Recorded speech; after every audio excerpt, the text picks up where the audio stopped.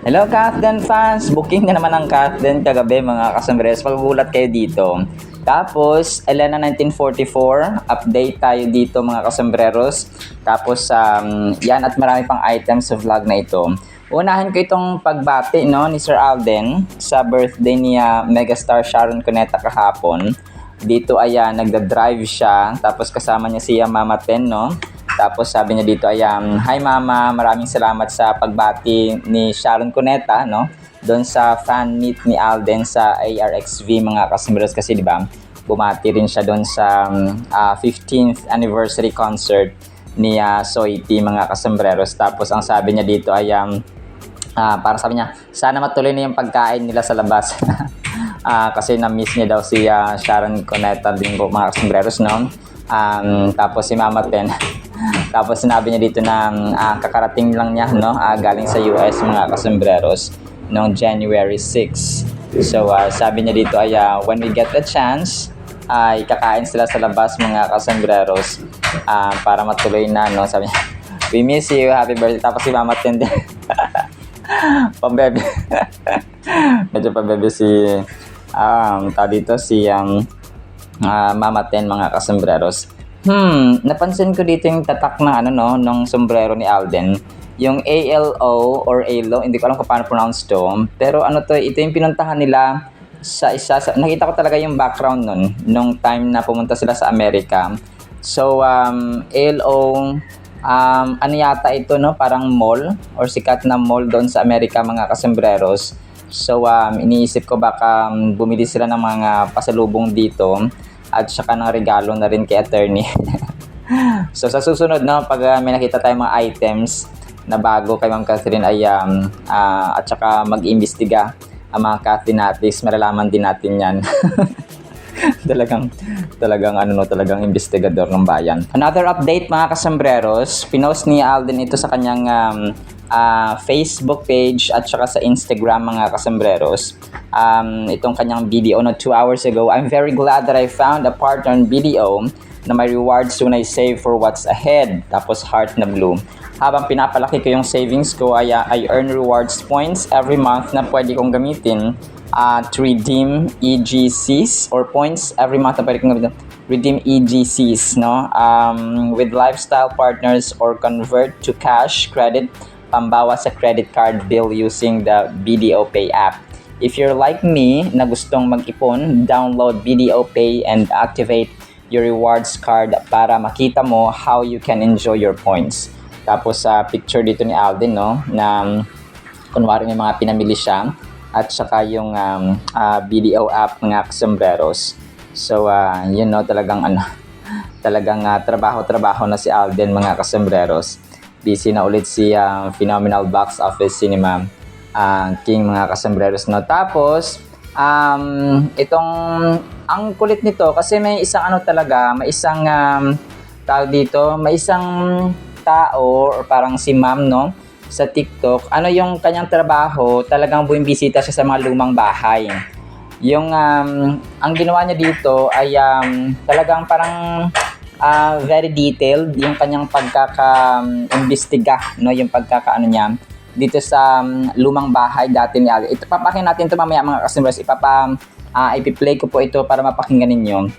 Talagang dito na sinabi niya na ano nga ba yung itsura ng lumang bahay ng McDo ni Alden mga kasambreros.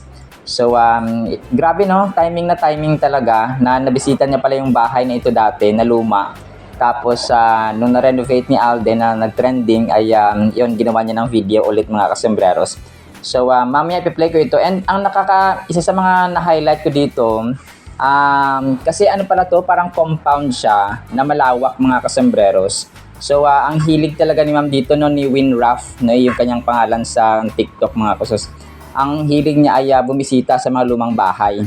So yun siya, no. Tapos may isa dito na parang part ng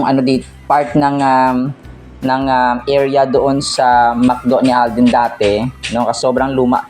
As in siya, parang wala na siyang silbi. Tapos nung nagawa na siya ay yung iba dito ginawang ginawang eskwelahan. Tapos yung iba naman ay ginawang terminal ng terminal ng mga motor, mga kasembreros, or ng tricycle. So ang galing kasi parang may tour siya dito. May tour siya na ginawa talaga dun sa may lumang bahay sa loob, as in sa loob nung lumang bahay, mga kasembreros, na kung ano na siya, parang sa English term pa natin, English vocabulary, ay dilapidated, mga kasembreros, no? As in, ano na siya, damaged na siya, mga kasembreros. Yun, talagang grabe yung ginawa ni Alden at saka ng team niya dito. So, thank God sa wisdom, no, na binigay sa kanya, mga kasembreros. So, ano pala siya, no? Ancestral house pala ito sa Santa Rosa, Laguna, mga kasembreros. So, ang galing. Mamaya, ipi-play natin ito para mapakinggan ninyo, mga kasembreros. Tapos, speaking of kanyang McDo, another item natin ay may andito, may isang McDo goer na nagpunta doon nga, no, sa McDo ni Alden, mga kasembreros. Tapos ang kanyang ang kanyang music background ay yung kanlungan. Kung ikaw ay nagbalik, kasama mo rin ang iyong pananab. Ayun, so ang ganda ng ano niya. Parang tapos inikot niya yung camera, of course, no. So ito ay parang gabi na, kasi diba soft opening lang nung December 31. So ang cute na nakakalungkot kasi music background niya ay kanlungan niya, mga kasembreros, no. So yun. Tapos next item natin, grabe, no, talagang nakita natin yung pagka-trending, mga kasembreros, ng McDo ni Alden. Ito si Lexine nag-post kagabi, no, ng kanilang sayaw-sayaw na naman. Kasama sina Mama Min, yung mama niya, yung tita niya, tapos tita niya, of course, no, hindi ko lang iba dito, mga kasembreros. Tapos yung kanta niya dito ay kung ikaw ay di maging akin, hindi na ako luha pa. So parang si sino nga ba yung kumanta nito? Yung parang parang ala Kayla din yung boses niya, mga kasembreros. Ala Kichi Nadal yung boses niya, mga kasembreros. So yun, parang ang cute at ang kulit nila dito, mga kasembreros, no? Parang wala si Ma'am Catherine dito kung andito pa si Ma'am Catherine, talagang trending din ito, mga kasembreros. Tapos ito na nga isa sa mga main items natin, mga kasembreros, 7 hours ago, hosted by Elisha Pauline, Elena 1944 showing soon. Tapos dalawang emoji, no, na parang may heart yung mukha. Tapos yung picture dito ni Ma'am Catherine na naka-black siya, no, tsaka naka-sunglasses, mga kasembreros, or naka-shades. So yun, nag-aabang tayo, mga kasembreros, ng update din dito sa Elena 1944. Alam natin na gagawin ito ni Ma'am Catherine, pero in the meantime, alam kong tatapusin muna niya yung kanyang mga tapings, no, at saka shoots, mga kasembreros, sa Someone Someday bago niya ito sisimulan. So pag nagkaroon siya ng pelikula this year, talagang magiging talk of the town na naman si phenomenal box office cinema queen, mga kasembreros. And hoping, no, na talagang si Alden yung kanyang hero, yung kanyang leading man dito, mga kasembreros. Yung istorya nito ko talaga magre-revolve, no, sa isang kwento ng hostage na babae, mga Pilipina, mga kasembreros, sa panahon ng Japanese occupation. Pero yun, may sasalba sa kanya, no? Parang ganun siya, mga kasembreros, para makawala siya doon sa pagiging hostage, mga kasembreros, or pagkidnap sa kanya, no, sa kampo ng mga Hapon, mga kasembreros. Aabangan natin ito, yung mga further updates. Yun lang kasi yung sinabi dito ng isang Kathleen admin, no, na soon na, or malapit na ipapalabas, mga kasembreros. So ang inaabangan natin dito, kasi kapag nag-shooting yan sila, nag-start yan sila ng taping, mga kasembreros, magkakaroon muna yan sila ng press con, no, new movie alert, mga kasembreros, kagaya ng ginawa nila dati sa Hello Love Again. Magkakaroon sila ng media press conference, tapos yun, bago sila mag-shoot, mga kasembreros. So kagaya rin ng ng Someone Someday, nagkaroon sila dati ng parang teaser bago sila nag-start ng shooting, mga kasembreros, ng taping. So aabangan natin ito at ang aabangan natin yung kanyang magiging partner. Yung kanyang magiging partner talaga mga kasambreros. And then ito, posted 1 hour ago by Entertainment Video. Catherine Bernardo is most adorable, cute, innocent, beautiful lady, and she's perfect actress. Was parang parang nakaprogram na no yung template na ito mga kasambreros ni Entertainment Video. So tapos naka-block dito si attorney. And then next item natin, so yung isang na-feature dito si Alden mga kasambreros, yung kanyang McDo nga. Ito po ay posted. Tapos of course yung picture ng kanyang McDo, no? This was posted by dito, hindi pala nakalagay hindi pala nakalagay yung dito yung nag-post mga customers. Pero parang ano siya, parang establishment or part ng government ng Santa Rosa, Laguna promoting tourism mga kasambreros. So sinabi niya dito na heritage-inspired McDonald's ni Alden Richards sa Santa Rosa, Laguna.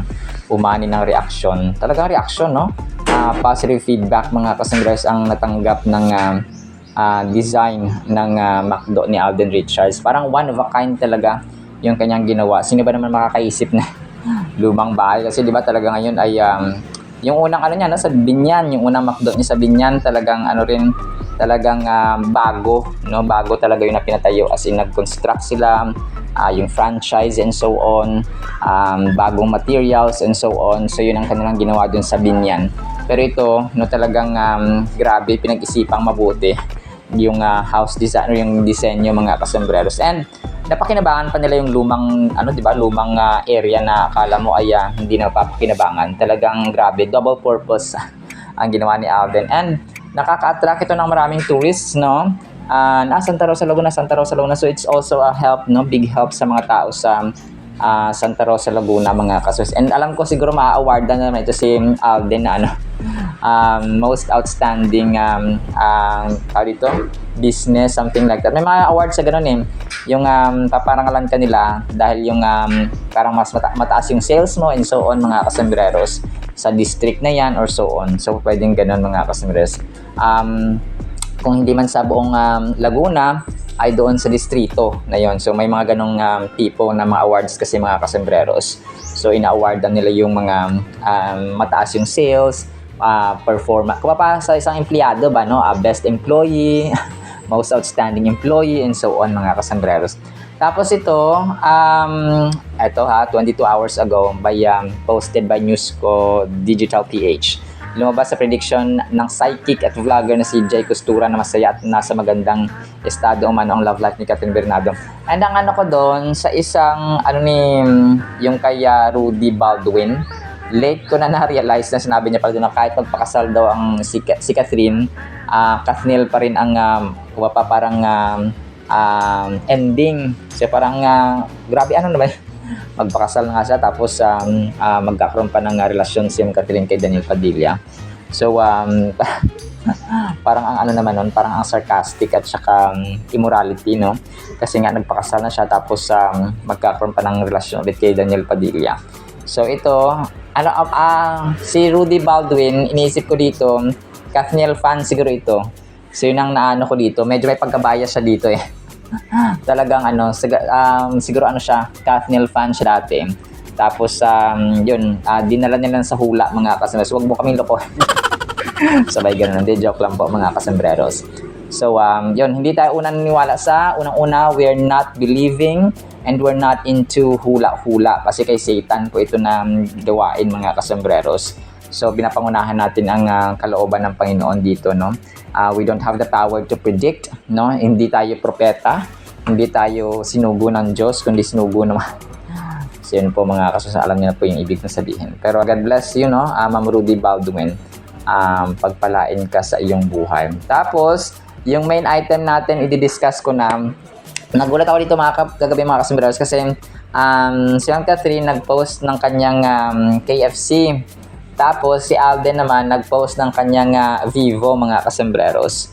So si Ma'am Catherine dito nag-post sa kanyang, akala ko talaga yung post ni Ma'am Catherine kasi pagka-open ko ng Instagram, di ba, ni Ma'am Catherine, kapag may pinopost yan, natutuwa ako. Tapos yung kinagulat ko, akala ko kasi yung ipopost niya kagabi ay yung kanilang ganap sa New Year, ganap sa birthday ng mama niya. So imagine niyo ha, birthday ng mama niya mga kasembreros, pero wala siyang pinost no, about kay Mama Min mga kasembreros.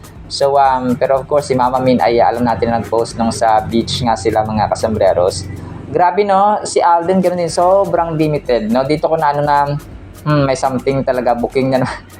So ito yung pagka-booking natin mga kasembreros no, yung kanilang yung kanilang pag-post ng kanilang endorsement. Si Sir Alden naman kagabi ay nag-Instagram story siya ng kanyang Vivo Philippines mga kasembreros. So itong Vivo Philippines ay una nang na-post din ng Vivo, tapos ni-repost niya mga kasembreros sa kanyang Instagram account no. So yung Vivo ay alam natin, he is one of the brand endorsers ng Vivo Philippines, kasama sina Marian, Maine, and Ann Curtis. And by the way speaking of Ann Curtis pala, naalala ko no, condolences sa Curtis Smith family kasi pumanaw na pala ang tatay no ni Ann Curtis mga kasembreros at Jasmine Curtis Smith kahapon. Nagulat nga rin ako no, kasi Australian ang kanyang tatay.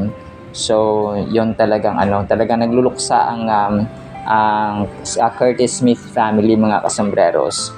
So talagang talagang dumarating sa buhay natin yung mawawalan tayo ng minamahal sa buhay, especially our parents no, na talagang mahal ng magkapatid na ito mga kasembreros. So sina Jasmine at saka Ann Curtis ay dalawa lang sila no na magkapatid mga kasembreros.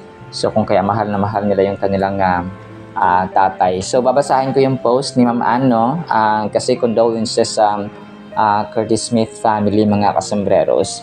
Nag-post si Ma'am Ann Curtis dito kahapon. Sabi niya, "It is with profound sadness that we announce the unexpected yet peaceful passing of our father, James Curtis Smith, a true patriarch in every sense. He shaped us with strength, resilience, and a wit that will forever echo in our family. He was deeply loved, endlessly admired, and will live on in our hearts always. We will miss him dearly, the Curtis Smith family." So yun, nasa Australia pala kahapon no, si Ma'am Ann mga kasembreros. Doon yata yung burol ng kanilang tatay mga kasembreros. So condolences sa Curtis Smith family. So yun po. So going back sa ating main item, so nasabi kong booking mga kasembreros kasi pareho sila ng pattern no, ni Alden at saka ni Ma'am Kath mga kasembreros, na parang inisip ko talaga, in-expect ko dito yung yung family outing yung ipopost ni Ma'am Catherine, pero hindi, pareho sila ng pinost ni Alden ng endorsement nila mga kasembreros, which is yung kay Alden ay ang Vivo Philippines, tapos yung kay Ma'am Ann naman ay kay Ma'am Kath naman ay ang kanyang KFC no, ang mga kasembreros, so Kentucky Fried Chicken. So di ba parang talaga yung pattern, nakita ko talaga yung pattern dito. Kasi na-analyze ko yung mga yung mga galawan nila na parang sometimes predictable, sometimes unpredictable. So pero nga team panatag tayo mga kasembreros, kasi nga alam natin na nag-uusap ang dalawang ito. Nag-uusap ang dalawang ito mga kasembreros behind the camera. So yun po na talagang tayo, masaya tayo mga kasembreros na team panatag. And then ito, last item natin mga kasembreros, yung McDo ni Alden no, posted din siya or na-feature ni Sel Gaspar. Trending yun na McDonald's branch sa Santa Rosa, Laguna ni Alden Richards na kakaibang design, at sabay pa itong binuksan sa mismong birthday niya. Hindi, ang birthday niya ay January 2, December 31 yung kanyang yung pagbukas dito na soft launch mga kasembreros. At sinasabi nila na bahay na ba to? So tama no. Maraming salamat Sel Gaspar sa pag-feature sa trending na McDonald's ni Alden Richards no, mga kasembreros and mga Catinatics. So yun po no. So actually yun lamang sa ating Catin items. Sana po ay play ko itong kay greeting ni Alden kay Ma'am Sharon Cuneta, at saka itong si Ma'am Win Raff na bumisita, at saka tumang detalye ng sinabi yung itsura, at saka pinakita niya yung itsura ng dating bahay o ng lumang bahay na McDonald's ngayon ni Sir Alden mga kasembreros. So yun lamang po at saka yung Word of God, of course, papakinggan natin pagkatapos ng mga videos na ito. So isang pinagpalang araw po sa bawat isa. Hi Mama, happy birthday! Hi, happy birthday! Thank you so much for your message during my fan meet, Ma. Salamat. I hope you're doing well. I miss you so much. Siyempre si Mama Ten. I just arrived from the US last night, Ma. So when we get the chance, sana makakain tayo sa labas para matuloy na. We miss you. Love you, Mama. Happy birthday. Happy birthday po! We miss you! Ano nga bang dating itsura ng lumang bahay na nakatayo dito bago naging McDonald's Santa Rosa, Laguna? Bago na-demolish ang bahay na ito ay napasok ko at na-video dahil nagko-cover nga ako ng mga lumang bahay sa Santa Rosa, Laguna. Tara nang magbalik tanaw sa dating imahe ng lumang bahay na minsan ay nakatayo sa lugar na ito.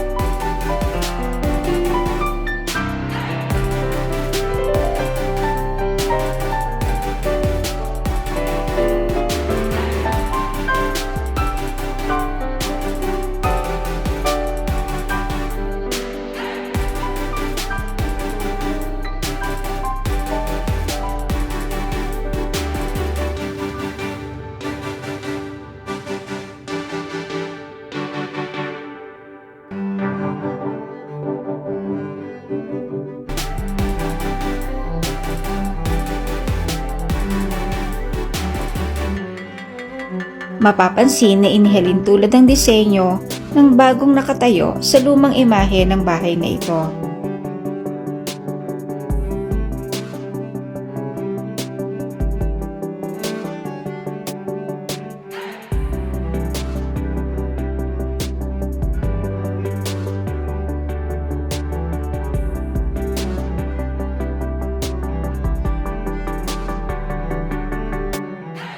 At para po sa ating Word of God ay sobrang ganda at lalim nito mga kasembreros. Ang title po natin ay Buhay sa Kaluluwa. Bakit kaya? Proverbs or Kawikaan chapter 3 verses 21 to 22. My son, let them not depart from your eyes. Keep sound wisdom and discretion so they will be life to your souls. Ito pala yun, no? Buhay sa ating kaluluwa mga kasembreros and grace to your neck. Grabe na.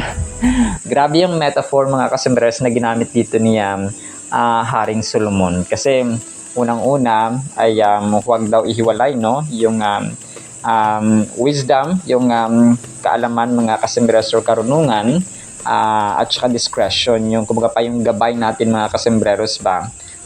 At saka yung grace, no? Yung grasya ng Panginoon sa ating mga leeg or neck mga kasembreros. Dito of course no, alam natin na si Haring Solomon ang sumulat ng Proverbs mga kasembreros, the wisest man ever lived mga kasembreros. So sinasabi niya dito yung kahalagahan ng wisdom, and dito ko talaga naisip, no, parati ko sinasabi mga kasembreros na ako dati na-try ko magtrabaho sa gilid ng sapa, no, doon ako nag-vlog mga kasembreros, mga skit pa dati yung aking ginagawa mga kasembreros doon sa gilid ng sapa, no, sa may Aratilis. Ako lang mag-isa, araw-araw andun ako. Yung wisdom, kahit saan ka mapunta pa lang, dito ko na-realize talaga mga customers, kapag may wisdom ka, may kaalaman kang binigyan ng Diyos mga customers, kahit saan ka mapunta, no, ay gagabayan ka niya at magiging weapon, magiging sandata mo mga kasambreros ang kaalaman, kahit anong gawin mo mga customers, ay magagamit mo siya. Strategy sa buhay, techniques na dapat na gawin para medyo mapadali yung dapat mong gawin, yung mga bibigyan kanya ng wisdom kasi ito yung tayo ito minsan na hindi alam ng tao na yes, you have good health, tama yon, may mabuti tayong kalusugan at mainam yung ating kalusugan, well operating at well functioning yung ating mga katawan mga kasambreros, pero kapag wala ka ring wisdom ay useless ang lahat mga kasus, kasi may tao namang hindi naman gaanong malaki ang katawan or hindi naman gaanong healthy pero may wisdom mga kasambreros. May mga taong malaki naman ang katawan pero walang wisdom, pero dadaigin sila ng bata na may wisdom mga kasambreros. So ganun po siya. Kung the more wisdom you have, the more strategic you will be. So ganun siya mga strategies, kasi dito ko nalaman na minsan sa buhay hindi lang palakasan ng physical strength yung idea, yung utak, no, dapat gumagana. Especially, no, kay Sir Alden, talaga nakita natin yung creativity niya. Na first time, no, parang first time na nakita natin na McDo, pero yung concept niya ay oldie, no, mga sinauna mga kasambreros.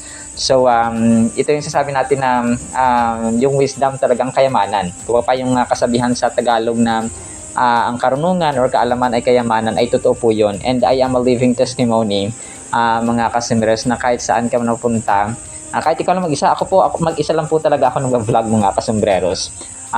No mga times na kaya ng nanay ko or parang sinasama ko siya, so go naman siya. Pero ngayon, mas prefer ko na ako lang mag-isa mga kasambreros na mag-vlog. So lahat, no, concept making, gumawa ng concept, gumawa ng idea, no, at saka mag-research, no, edit, troubleshooting.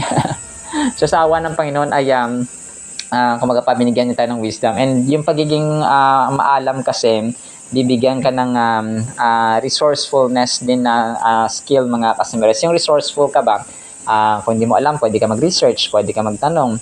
Pero yung mano-mano yung paggawa, ikaw pa rin mga kasambreros. So, ganun po kahalaga ang wisdom. Medyo nasa-set aside na ng maraming tao kasi parang ganito lang yan. Bibigyan kita ng 1 million. Tapos, wala kang kaalaman kung paano siya gastusin, no? Kung paano siya gamitin. So, imbis na invest, imbis na gamitin mo sa mas productive na bagay para mag-produce pa siya, mag-times 2, times 3, ay ginasta mo, no? So parang ganun ba? So ang tao, kahit bigyan mo pala ng material things na marami, properties na marami, kasi marami na akong nalalaman na, kunwari, yung mga magulang nila, binigyan sila ng 10 hectares. So dahil wala silang kaalaman at hindi sila marunong mga kasambreros, wala silang wisdom, paano yun napalaguin, ay nauwi nilang sa sinangla yung 10 hectares na yun mga kasambreros, no? Magkakapatid sila, sinanla na lang kasi nga, tapos ngayon ay naghirap sila. So, ganun po kahalaga ang wisdom mga kasambreros. Ang wisdom, una, pinapanalangin natin sa Diyos, Lord, give me wisdom, bigyan niyo po ako ng kaalaman, because without wisdom, walang guide ang aking buhay, walang direksyon, ang choices ko, mali, failures parati, and so on. Tapos, of course, leading ng Holy Spirit mga kasambreros at ng guide ng Panginoon. So, yun. Tapos, research, no? Kailangan may research tayo mga kasambreros, magbasa tayo, of course, yung takot sa Panginoon, talaga number 1 yun, no? Sa Biblia, and then sa internet, no? Marami, maging resourceful lang tayo mga kasambreros. Kumbaga hindi lang tayo gagamit ng isang tool or ng isang resource, no? Kailangan marami tayong resources mga kasambreros. Magtanong tayo sa ating magulang, no? Mga strategies, especially kapag sa 30s na tayo, kapag matrentahin na mga kasambreros, nandun na yung mga napakadaming responsibility sa buhay. Yung iba nga, 23, 24 pa lang, nagsisimula na yung kanilang responsibility sa buhay. So, they need wisdom. Ano ba yung tamang desisyon? Sa mga decision making talagang napakainam at napakabuti mga kasambreros na magkakaroon tayo dapat ng wise decision making. And that's wisdom, or that's where wisdom comes into place. No? Plays a vital and significant role kapag tayo po ay gumagawa ng mga desisyon at plano sa buhay ng mga kasambreros. So, grabe, no? This verse from Proverbs emphasizes the value and importance of wisdom and understanding in our lives. It conveys that these qualities are not simply good to have but are actually a source of life and health. So yun, buhay at saka kalusugan mga kasos. When we actively seek wisdom and understanding, we are not only enriching our minds but also nurturing our overall well-being. The idea here is that true life and vitality come from possessing these attributes. So kailangan magkaroon tayo nito mga kasembreros para siyang kayamanan na nakikita mo lang sa iba kapag wala tayo. Kunwari, yung iba may mga malalapad na lupa because they know how to handle and to plan wisely. Yung iba may mga naipon sa bangko, may mga na-invest sila, no? Because they plan wisely mga kasembreros and they act wisely. So kapag nagplano tayo, minsan palpak ang implementation, palpak ang paggawa. So doon din po nagmamatter mga kasembreros kung kaya they should work hand in hand mga kasembreros. Hindi lang siya dapat sa pagpaplano maganda. Kasi parang ano lang yan yung mga magtutropa na magplano na mag-outing. Pero nung time na mag-meet up na, magkikita-kita na kasi nga gagala na sila, ay hindi na sila sumipot mga kasembreros. So, ganun po siya. No? Consider a scenario where a young professional is confronted with a tempting job offer that compromises their ethical principles. By heeding the advice of Proverbs 3 verses 21 hanggang 22 and prioritizing wisdom and understanding, they can make choice aligning or aligned with their values, even if it means foregoing immediate gains. This decision, though challenging, ultimately leads to a sense of peace and fulfillment, akin to the metaphorical ornament to your grace neck described in this verse. So kasi di ba yung last na verse nito ay grace to your neck. Na para siyang yung wisdom pala nakakapag parang alahas siya mga kasemiras, no, kahit hindi man siya literal na alahas or kwintas sa ating leeg mga kasemiras. In conclusion, Proverbs chapter 3 verses 21 to 22 stands as a timeless reminder of the enduring value of wisdom and understanding.